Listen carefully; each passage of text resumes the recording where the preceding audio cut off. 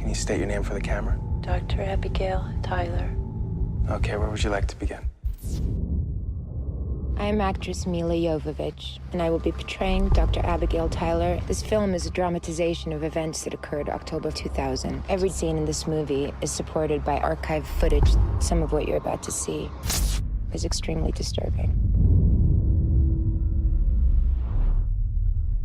I wake up in the middle of the night almost every night. And there's nothing unusual waking you up. There's one thing.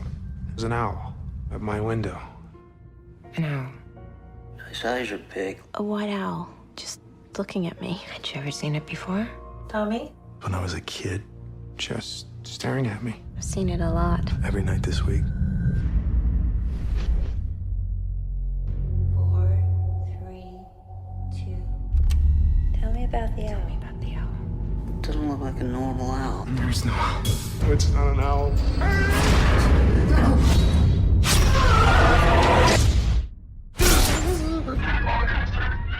That voice is speaking Sumerian, the oldest language in human history. You can go into any Sumerian exhibit and see etchings and sculptures of men in spacesuits and oxygen masks. Rockets that look like Apollo. Do you believe in abduction theories? You don't mean alien abductions, do you? There was more fear in his eyes than I've ever seen in my life. What's wrong?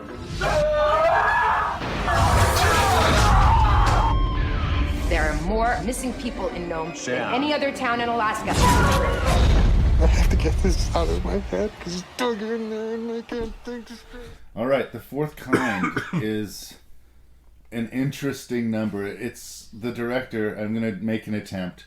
Olatunde Osunsanmi. That's as good as better than I could try. Yeah. I apologize to anyone out there who knows how that's exactly supposed to be pronounced, but there it is. He's kind of taking an every approach at once to this. It's supposedly based on true events that happened in Nome, Alaska, although anybody involved in the cases hates the movie. And not to start off on the wrong foot, but I hate this movie. I think it's like, I don't know. It's one of these ones where I don't even know where to start. Because it's on a subject that I find really interesting in Alien Abductions, because it's based on a true story, and because it's plugged full of people who I have a lot of respect for. I love Elias Koteas. I love Will Patton. Yeah. Rock solid supporting actors. And they're good in the movie. But the movie is like consciously, almost every other scene, deliberately taking you out of the movie. Yes. Like, they set it up, and Mila Jovovich, as I've always called her, comes up and introduces herself, says, I'm going to be playing this character. And then we're going to also have this footage of a different actress playing the, quote, real character being interviewed. And then we're going to, like, not just show you this scene, we're going to show you, you know, our reenactment plus the, quote, air quotes, real footage, which is all fake, or these real audio recordings, which is all fake. And they're just constantly, when they introduce the sheriff, Sheriff August, Will Patton, they say Will Patton as Sheriff August. This is over a half an hour into the movie. And it's like, yeah, thank you. I mean, it's not that I didn't know that was Will Patton, but it jars me out of the movie. I find the presentation of the movie so distracting that no matter how interesting individual beats and scenes are, the movie is constantly cutting its own throat. It takes any tension out of the movie. It takes any reality out of the movie, which is weird because that's exactly what they're going for, is like to make this feel as real as possible. But the reenactments don't work. The fake interviews, I guess, maybe have their moments here and there because of like the weird gauntness of performance, but like I was so consistently taken out of the movie that I ended up being irritated by it. And like at times I feel like if it was handled just slightly better, this could be like at least in the neighborhood of the Mothman prophecies we talked about for the naughties list. Yeah. It didn't make my list, but I really liked the vibe of it. I really liked how I got to know this community, and I really got to like it sinks into my nerves. Speaking of Will Patton, I mean, same thing, very effective performance in that movie. Yeah. And this movie could have, and frankly, fucking should have been that. And because it's so far from being that, like, I give it a lower grade maybe than it deserves. But it shook me off early, and I was never able to climb back on, you know? Yeah. So, yeah. The basic story is Mila Jovovich is playing Abby Tyler, who's a psychiatrist who notices a lot of her clients are having very bizarre similarities in their visions, dreams, hallucinations, whatever. And sometimes involving a large owl hanging outside their window. Again, huge Mothman Prophecies vibes. But the approach to the storytelling completely undoes it for me. To the point where at some point I just throw up my hands and wait for the thing to be fucking over. So that's my opening unfriendly salvo on the fourth guy. The weird thing is that there are people who love this movie. I've heard people say they think this movie is terrifying, and I find those cheesy documentaries that you can watch on the History Channel or whatever, they can be diverting and amusing, but dismissible. And this is 3 or 4 tiers below that. Yeah. So you'd rather watch the Alien Autopsy on Fox or whatever, yeah. I would. It's somehow weirdly more honest. Yeah. But I mean, is that fair? I mean, I think it's fair, and I totally get where you're coming from with this. Have you ever seen a movie like this? Well, it's not found footage. It's not really reenactment. I guess. I mean, it seems closer to, like I say, one of those faux documentaries you'd see on TV with reenactments in it, or that mountaineering documentary, Touching the Void. Yes. Where they have the actual people who survived being interviewed, but they also have really cool reenactments to help involve you with the story. But I guess I haven't seen it packaged as a movie, but I guess I've seen variations of this. Yeah, I mean, this is the one where I'm torn this time around, because when I first saw it, right time, right place, I don't know if this was kind of like my paranormal activity experience or whatever, where I saw it late at night, I saw it alone. It genuinely scared me. Okay. The first time I saw it, not this time. Right. First time I saw it, scared me. I thought, the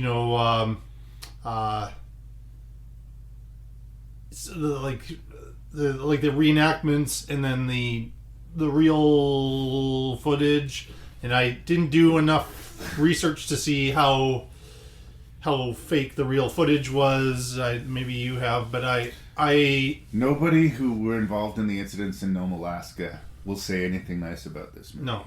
I think that it looks bad for their town. Yeah. I mean, I can understand. Also, that. fun fact, and this is a minor thing, and I'm not trying to be all woke or whatever. Nome, Alaska is 50% native, just for the record. But it's not reflected in not this. reflected. Not reflected at all. The representation is wrong, but yeah. The Mila Jovovich's doppelganger there, the real psychiatrist, looks very scary. Yeah. And somehow that kind of worked for me the first time, and even a little bit this time.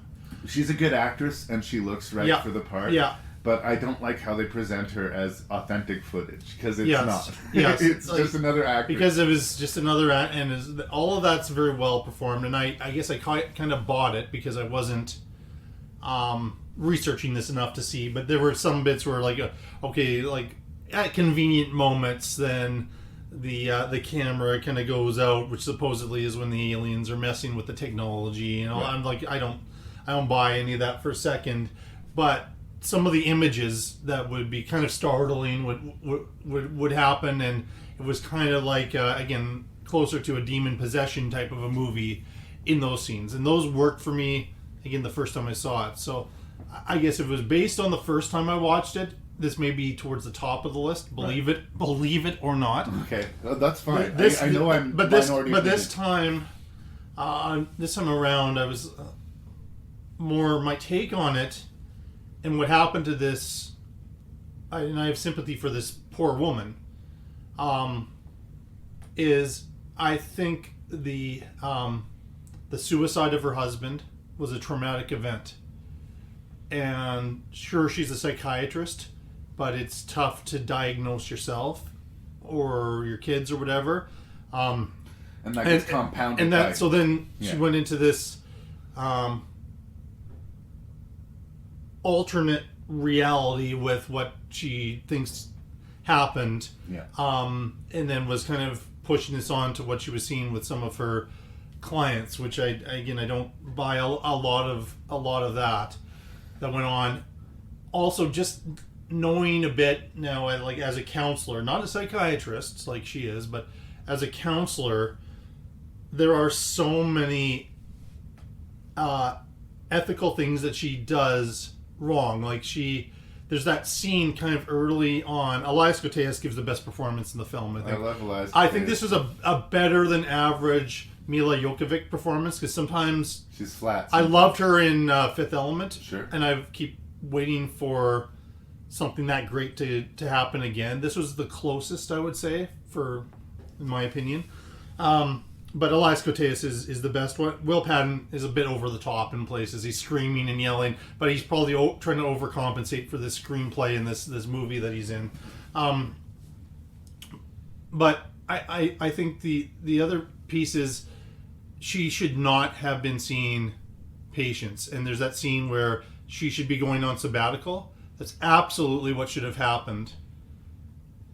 We don't have a movie, I guess, if that happens. She goes on sabbatical and gets the help that she needs.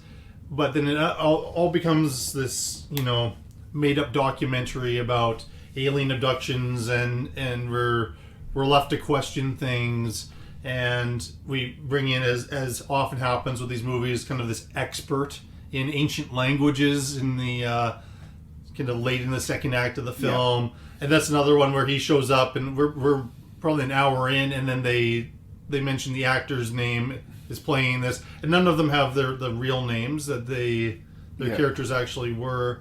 The subterfuge isn't necessary. No, you don't need to do that. Can we just do I like this a lot more than Communion, but could we just tell the story as Communion did? If you must do this casting call, just get it out of the way at the beginning.